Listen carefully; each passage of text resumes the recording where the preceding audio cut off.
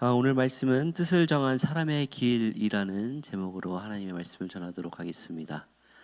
어떻게 오늘 하루 좀 달달한 하루 되셨습니까? 누가 만들었는지 모르겠지만 화이트데이라서 저는 그래도 주일날 미리 다 드렸습니다. 혹시나 못 받으신 분 계시다면은 말씀하시면은 네. 그것보다도 뭐 둘러댄다고 하자면은 꿀송이보다 더 단 하나님의 말씀이 여러분들에게 임하길 축복합니다.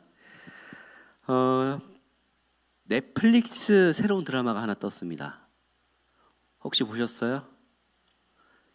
저는 별로 관심이 없었는데 왜 이렇게 어른들이 말씀을 많이 하세요? 말씀을 엄청 많이 해서 오늘도 어떤 식당 자리에 갔는데 나이가 좀 지긋하신 그 어머님들이 계속해서 그 뭐 드라마 하나 나왔다 얘기를 하고 막 그러시는데, 저도 오늘 아침 운동하면서 오면서도 뭘 봤냐면 저 포스터를 차에 막 다 붙어 있고 막 지금 넷플릭스 1등이라고 합니다. 근데 폭삭 소가수다. 그러니까 박보검 아이유가 주연을 하고, 이게 그래서 한번 봤어요. 1화를 대충. 그런데 1960년대 배경. 1960년대 배경입니다. 그러니까는 저희 아버지 연배보다 10살이 더 많으신 분들이니까는 그 10대 내용이니까 지금 70대 분들 청춘이었던 내용들. 지금 70대 분들 여기는 지금 70대 분들 한 분도 안 계시는 것처럼 보이는.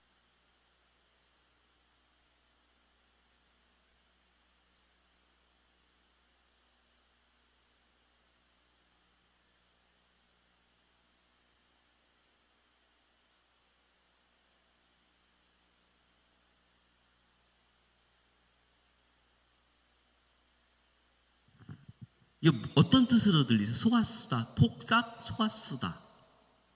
느낌이 폭삭, 소가수다. 느낌이 딱 우리가 듣기에는 좀 다르잖아요.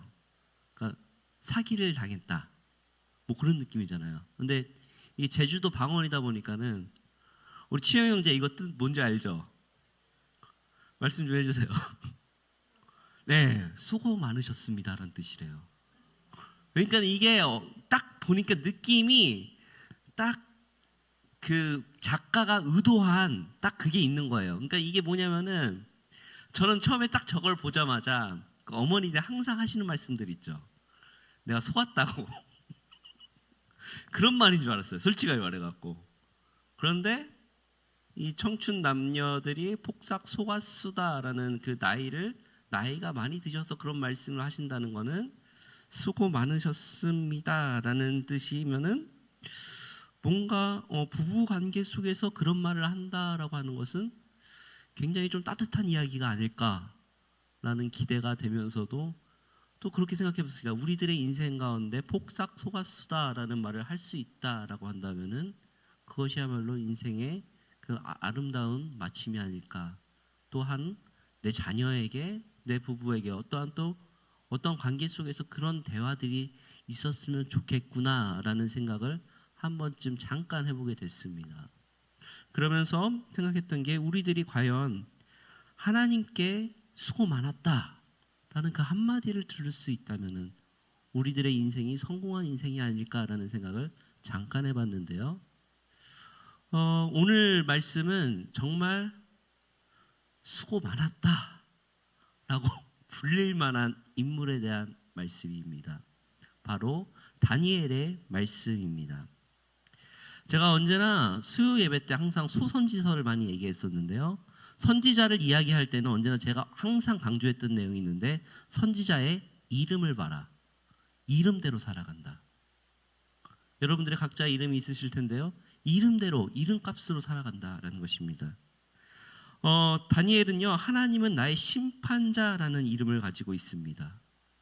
그는 요즘 말로 정말 육각형의 남자, 왕족 귀족이죠. 성경에는 잘생겼대요. 보니까 잘생기면 끝나는 거 아닙니까? 잘생겼대요. 머리 좋았대요. 다 갖추고 있었어요. 용모가 아름다우며, 성경에는 지혜롭고 지식에 통달하며, 그러니까 집안 좋지, 인물 좋지, 다 되지 하는데 문제가 하나 있었어요. 나라가 멸망했습니다. 나라가 멸망했습니다. 여러분들 생각해 보십시오. 아무리 지식인과 귀족이라도 나라가 멸망하면은 내 주권이 다 떨어지면은 오히려 지식인들이 일제시대 때 더 괴로워하지 않았었습니까? 그리고 아무것도 힘 없음을 우리는 역사를 통해서 알게 되었었는데 지식인으로서 다니엘은 포로로 끌려갔습니다. 바벨론까지 끌어갔는데 이 왜 그러냐면은 이 바벨론 정책은 자신들이 정복한 나라의 관료들을, 그러니까 젊은, 나이 먹으면 안 돼요. 젊은 귀족의 자녀들을 데리고 가서 자기들 문화로 교육을 시키고 다시금 그 나라로 보내면서 그 나라의 문화에 맞게끔 총독을 보내는 것이 바벨론의 통치 전략이었기 때문에 그렇습니다. 아수르는 좀 강제 혼인 정책을 펼쳤는데 그거보다는 좀 유화했던 정책이죠. 왜 그러냐면 이게 아수르는 강제로 이제 북이스라엘을 강제 결혼을 시켜버렸어요. 그러니까는 성경에서도 사마리아 애들은 더럽다라고 말하는 게 아마 그렇게 강경하게 결혼을 시켰던 정책에 비해서 그 다음 바벨론은 이거보다는 차라리 거기에 있는 젊은 아이들을 데려와서 교육시켜다가 다시 보내는 게 낫겠다라는 정책으로 했기 때문에 바벨론에 다니엘이 끌려갔습니다. 그런데 유다 땅에서 바벨론까지 항공거리로 직선거리로 850km. 그런데 걸어가려고 하면은 1400km. 말이 1400km죠. 거기를 좋은 차 타고 끌고 갔겠습니까? 포로의 신분이 아마 끌려간 신분으로 갔겠죠. 저는 이 1500km를 걸어가면서 무슨 생각을 했을까? 다니엘이 과연 정말 자신의 인생이 정말 처량하지 않았겠습니까? 그리고 굉장히 그들은 충격을 먹었을 것입니다. 왜냐하면은 유대민족에게는 분명히 하나님께서 지켜주신다라는 그런 믿음이 있는데 예레미야 선지자가 그렇게 말을 했지만서도 에이 그렇게 되겠어? 라는 그런 생각이 아니란 생각에다 정말 나라가 정말 멸망해버리고 나름대로 귀족 집안이지 않습니까? 왕족 집안이고 잘 나갑니다. 미래가 보장되어 있습니다. 그런데 하루아침에 어떤 신세로 변했습니까? 포로 신세로 돼버리는, 어떻게 보면은 요즘 말로 멘붕에 빠지는 1400km보다 터덜터덜 걸어가지 않았을까라고 생각이 됩니다. 그리고 가서 바벨론에 가서 그들이 교육을 받게 됩니다. 소위 요즘 말로 이제 가장 어떤 분은 이 학교가 특목고라고 하는데 사실은 아무리 생각해봐도 특목고보다 더 높은, 지금 생각해도 우리나라의 서울대 아무리 따져봐도 그거보다 더 윗급이에요. 왜냐하면은 여기서 3년만 교육을 제대로 받으면은 고위 관직에 올라가는 그런 보장이 되어 있는 교육기관이지 않습니까? 우리나라 조선시대 성균관보다 더 높아요. 왜냐? 여기는 땅 사이즈가 달라버립니다. 제국입니다. 여기서 3년 동안 잘 수료하기만 하면은 고위공무원이 돼서 평생을 잘 먹고 호의호식할 수가 있는 길입니다. 그리고 얼마나 신경 썼는지 왕이 직접 아이들이 먹는 거를 지정까지 해가지고 음식을 다 갖다가 그것을 했다라고 하죠. 그리고 갈대아 사람들의 학문과 언어를 가르쳐서 그리고 그들의 삶을 변화시키기, 한마디로 훈련을 시키는 거죠. 자신들의 일꾼으로 사용하기 위해서. 그리고 이름을 바꿨다고 합니다. 이름을. 성경에서는 이름이라는 것을 굉장히 크게 생각합니다. 여러분들도 마찬가지시죠. 이름을 바꾼다라는 것은 그 존재를 바꾼다라는 것입니다. 제 이름은 정상돈, 이제 서로 상자에 도타울 돈자인데요. 전 좀 억울한 감이 없잖아 있어요. 아버지가 막내세요. 그러면 이제 상자 돌림 괜찮은 거 다 쓰고 돈자 붙이는 거죠. 좀 촌스럽지 않습니까? 돈자 막 돼지돈 막 그렇게 막 약 올려요. 진짜. 그런데 감사한 거는 그래도 이게 나름대로 해석하니까 성서적이에요. 서로 상자에 돈독하다의 돈자거든요. 그러니까는 서로 돈독해라. 그러니까는 제 나름대로 피스메이커의 삶을 살아야겠다. 그래서 심심해가지고 또 최기훈 전사님 또 물어봤어요. 무슨 이름이 무슨 뜻이냐 하니까 우리 최기훈 전사님은 기록할 기자에 윤택할 윤자래요.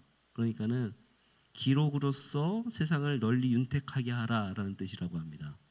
그래서 제가 또 우리 최 전사님 축복하면서 하나님의 말씀을 잘 기록해서 세상을 널리 이렇게 하라고 이렇게 축복해야 되지 않겠습니까? 근데 이제 우리나라의 이름은 이게 우리가 다 알고 있지만 이 유교랑 유학과 관련돼 있는 이름이지 않습니까? 그런데 대부분 히브리 유대 민족의 이름들은 누구와 관련돼 있다? 하나님과 관련되어 있다. 그런데 반대로 바벨론의 이름은 누구랑 관련돼 있다? 바벨론의 우상과 관련되어 있는 이름입니다. 그런데 그들의 이름을 다 어떻게 한다? 바꿔버린다. 우리나라도 그 아픔이 있죠. 창씨개명의 그 아픔이 있는 나라죠. 다니엘을 벨드사살, 하나냐를 사드락, 미사엘을 메삭, 아사랴를 아벳느고라고 이름을 바꿔버립니다. 다니엘의 이름의 뜻이 하나님은 나의 심판자라는 뜻인데 벨드사살이라는 뜻은 그 이방신 벨이여 그의 생명을 보호하소서라는 참 목사님이 몇 번 언급하셨어요. 그 벨이라는 신이 얼마나 지저분한 그 더러운 신인지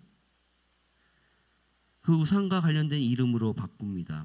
다른 친구들의 이름은 굳이 언급하지 않겠습니다만은 하나님과 관련된 그 거룩한 존재들이 우상의 더러운 이름으로 바뀌어버리는 순간이 그곳에서 처참하게 일어나게 됐다는 것이죠.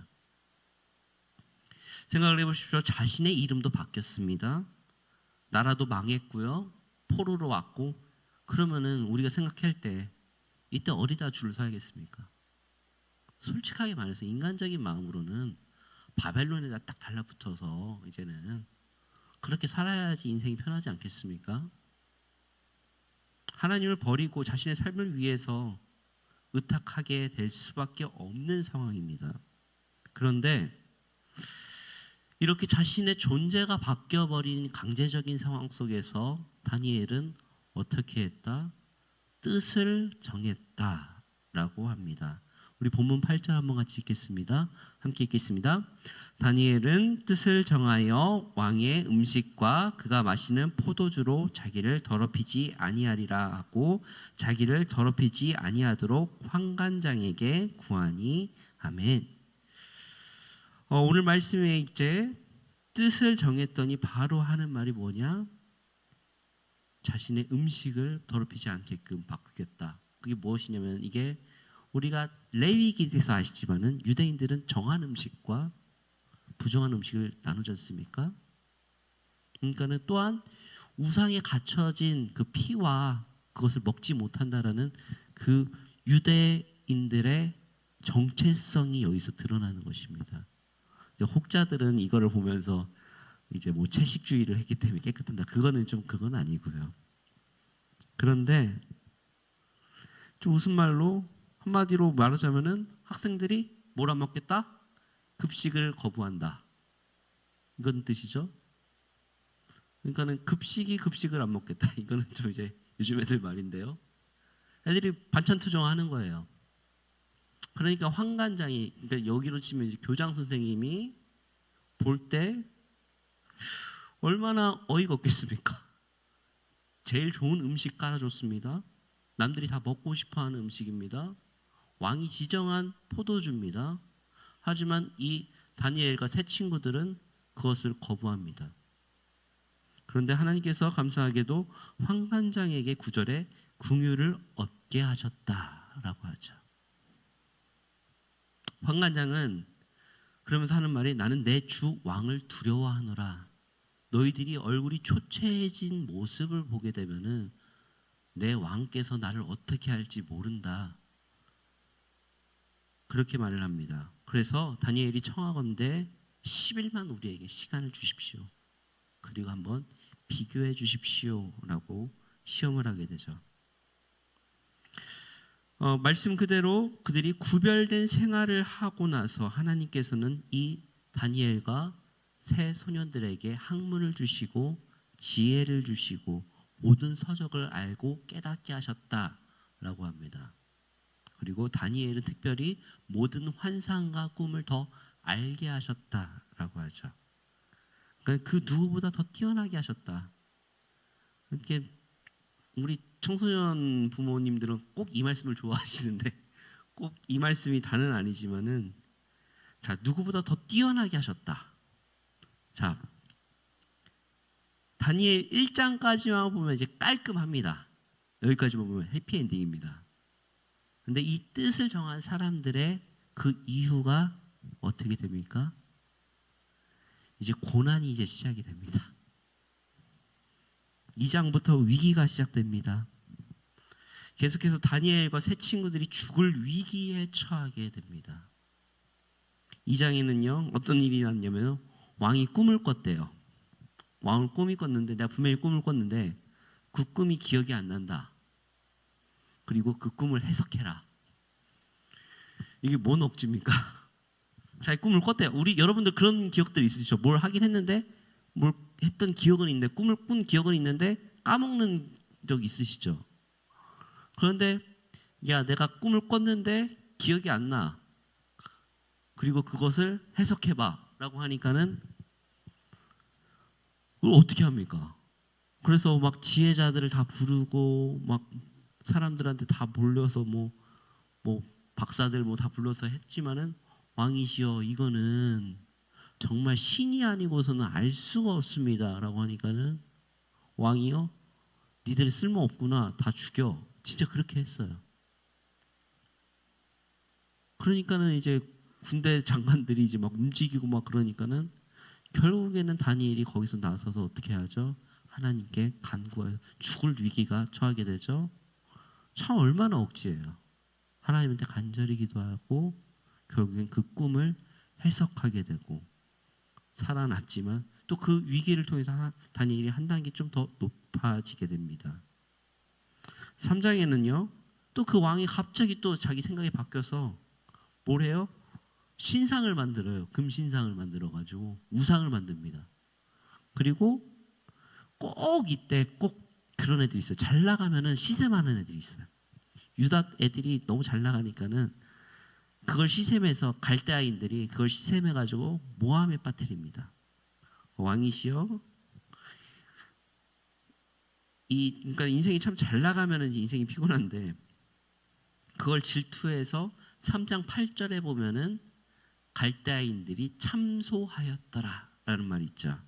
그래서 왕을 살살 꼬십니다. 왕이시여 명령을 내주셔서 이 신상에 절하지 않으면 다 풀무불에 던지게 하소서라고 하니까 그때 어떻게 합니까? 그때 이제 다니엘은 어디 있었는지는 정확하게 나오진 않습니다.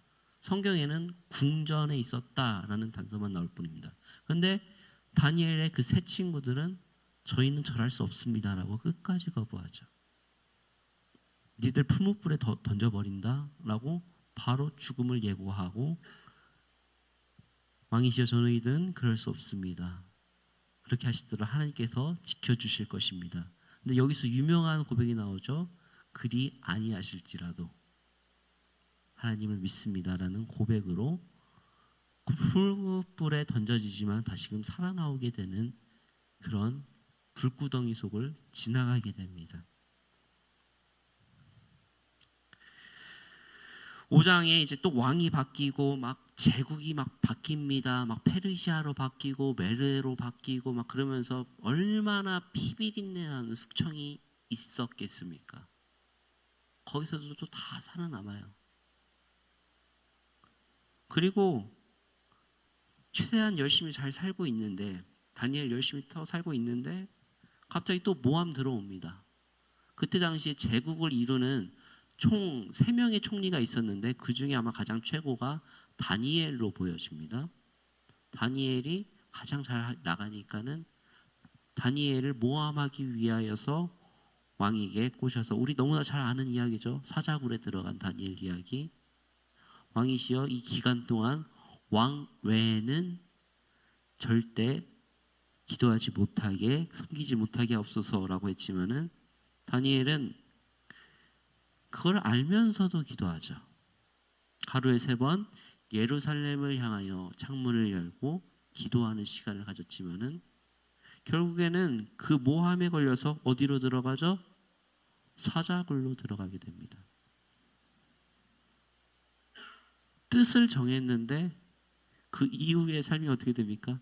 다 죽을 고비를 넘기죠. 1장, 2장, 3장, 4장, 5장, 6장. 물론 7장부터는 다니엘의 이제 계시의 내용이기 때문에 다른 내용이 나옵니다만은 분명히 뜻을 정한 사람들의, 하나님의 자녀들이 결코 평탄대로로 걸어가는 일은 성경에 없다라는 것이죠. 우리들의 생각으로는 내가 정말 하나님의 자녀라면은 길이 평탄하고 정말 고속도로가 쫙 펼쳐져서 세상에서 우러러볼 수 있는 그런 길이 되기를 바랍니다. 그런데 하나님께서는 우리의 길을 계속해서 고속도로는커녕 꼴짜기로 인도하시죠. 모세도 그랬습니다. 다윗도 그랬습니다. 성경에 있는 모든 인물이 그랬습니다. 우리가 생각한 대로 가는 것이 아니라 하나님께서 오히려 더 광야로 내보내시는 경우가 있다라는 것입니다. 저는 개인적으로 다니엘이 뜻을 정했다라는 내용은 자신의 정체성을 잊지 않겠다라는 것으로 저는 해석을 합니다. 그리고 그의 행동은 어떻게 했냐? 제가 봤을 때는 이 사람은 정말 기도의 사람이었어요. 하루에 3번 기도했다. 예루살렘을 향하여 3번 기도했다. 그리고 성경에는 되어 있죠. 늘 하던 대로 하루 3번 무릎을 꿇고 하나님께 감사했다라고 쓰여져 있습니다. 다니엘은 기도를 금하는 법령을 내렸다는 사실을 알면서도 어떻게 했습니까? 그것을 꺾지 않고 그대로 하나님께 자신의 정체성, 나는 하나님의 자녀다라는 정체성을 잊지 않고 기도했다라는 것이죠. 제가 참 교회에서 기도할게요라는 말이 정말 조금은 우리들이 알지만은 그게 되게 좀 어려운 말이라는 걸 좀 알아요. 대부분 기도할게요라는 말이 우리 교회에서 어떻게 통용되느냐? 완곡한 거절로 통용되지 않습니까? 그런 경우가 참 많아요. 근데 그 교회에서 기도할게요라는 말이 가장 거짓말이라는 표현이 있었을 때 참 마음이 아팠습니다. 그러나 기도하는 사람들은 그의 삶의 행동이 다르다라는 것은 여러분들이 다 아실 것입니다. 저분 기도하는 분이다라는 것을 여러분들이 아신다고. 왜 그러냐? 그분의 삶이 다르기 때문에 그렇습니다. 행동이 다릅니다. 기도할게요 라고 거짓말하는 게 아니라 진짜 기도하시면은 그 믿음으로 나아가시는 것을 보게 됩니다. 좀 우리 교회가 아니라 한국 교회의 문제가 뭐냐면은 기도는 많이 해요. 근데 그걸 안 믿어요. 그리고 그대로 행동을 하지 않아요. 하지만은 기도를 하는 사람은 그 믿음으로 나아가게 됩니다. 오늘 찬송가 가사 하나하나가 참 어쩌면 이렇게 서명 선생님 어떻게 뭐 짜고 친 것도 아니고 이게 참 믿음으로 걸어간다라는 말씀이 참 내용이 참 하나님께서 묘하게 참 잘 하신다라는 것을 느꼈는데요.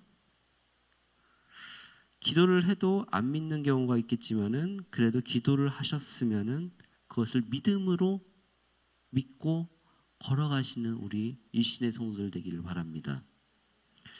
이렇게 기도하는 인물은 어떻게 한다? 세상을 바꾸게 됩니다.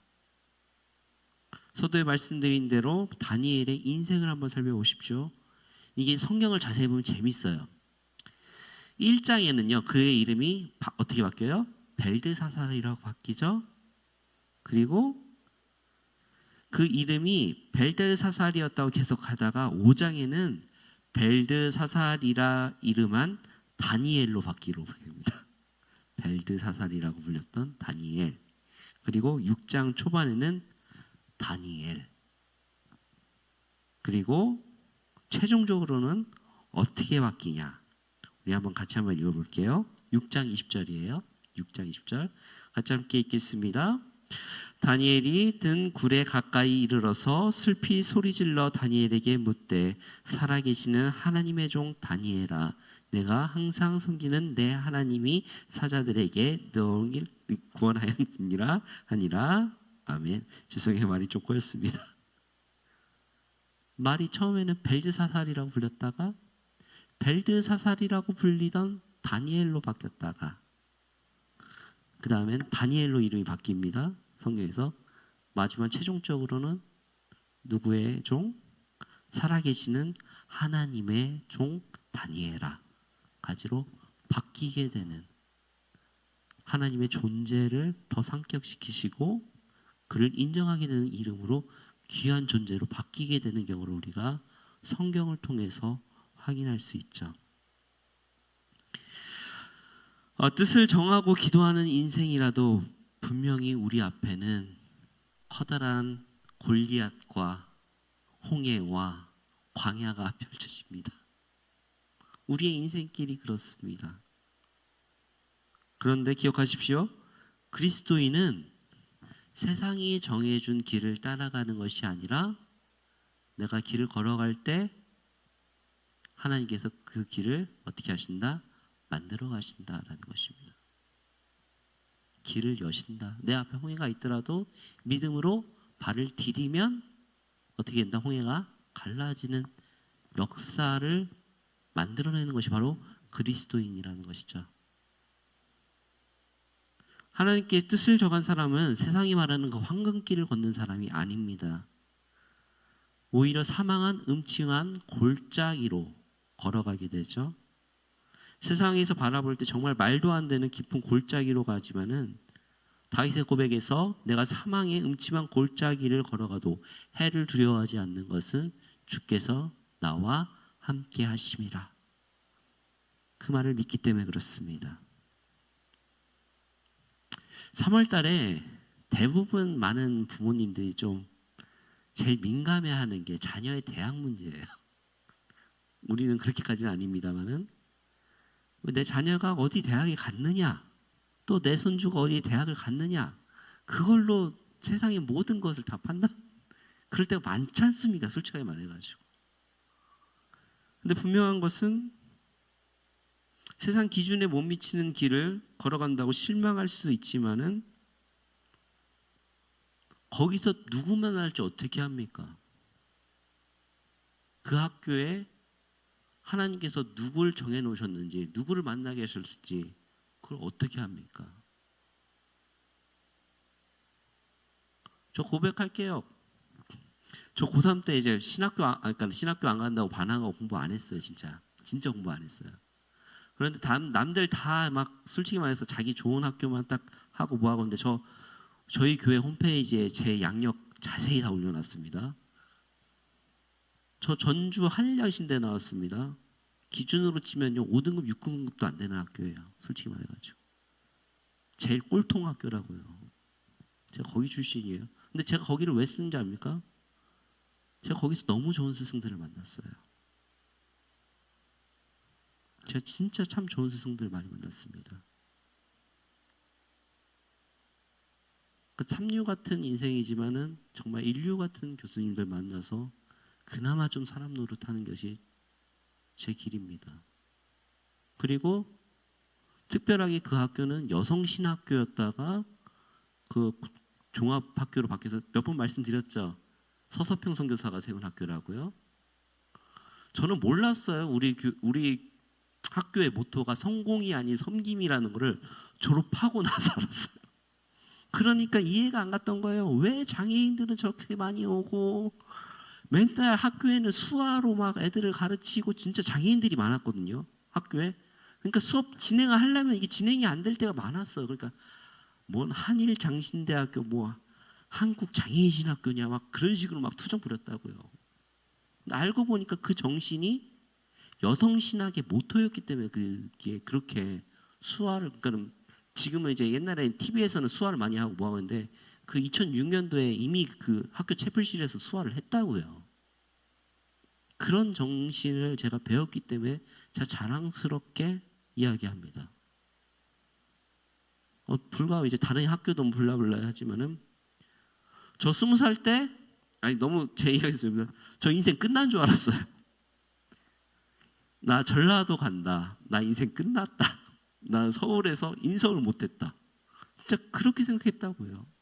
근데 하나님께서는 오히려 그 길을 어떻게 하신다? 이끌어 가시면서 다른 방향으로 또 그 밑바닥을 아시게 하셨다. 아직도 좀 다듬어야 될 부분이 많이 있습니다. 아버지가 오늘 설교한다고 하니까는 설교 푸근하게 해라 또 강조하셨는데 최대한 한다고 했습니다만은 아무튼 많이 부족합니다만은 그 길을 걷는다라는 것이죠. 분명한 것은 내 자녀가 가는 길이 하나님께서 계획하신 놀라운 길이다 라는 믿음의 고백을 하셔야 된다라는 것이죠. 뿐만 아닙니다. 여러분, 내가 있는 이 자리, 우리 일신교회 공동체가 하나님께서 나에게 주신 어떤 길이다? 가장 최고의 길이다. 최고의 교회다 라는 것이죠. 그래서 그런 자부심을 가지고 사시면은 된다라는 거죠. 하나님께서는 남들이 바라보는 인생 그걸 보는 것이 아니라 하나님께서 나 자신을 바라보시고 나만의 그 길로 그 구속사의 길로 인도하신 줄을 믿습니다. 그 길을 통하여서 하나님께서 각자 개인마다 소명을 부르시고 하나님께서 놀라운 역사가 일어날 줄을 믿습니다. 여러분들, 내가 아무리 사망한 음침한 골짜기에 걸어갈지라도 해를 두려워하지 않는 것은 누가 함께 하신다? 주께서 나와 함께 하신다. 그리고 다니엘과 같이 뜻을 정했을 때 그 이름이 세상 이름으로 바뀌어서 불렀을지라도 최종에는 그 이름이 누구의 이름을 같이 접두사로 붙이나요? 하나님의 종, 살아계시는 하나님의 종 신순철아 하나님의 살아계신 신순철아 하나님의 살아계시는 하나님의 종 권석찬아 앞부분만 불러서 죄송합니다. 저기 우리 뒤에 누구 계셔? 살아계시는 하나님의 종 안석경아 그 이름이 되기를 소망합니다. 그 과정까지 이뤄가시기를 바라겠습니다.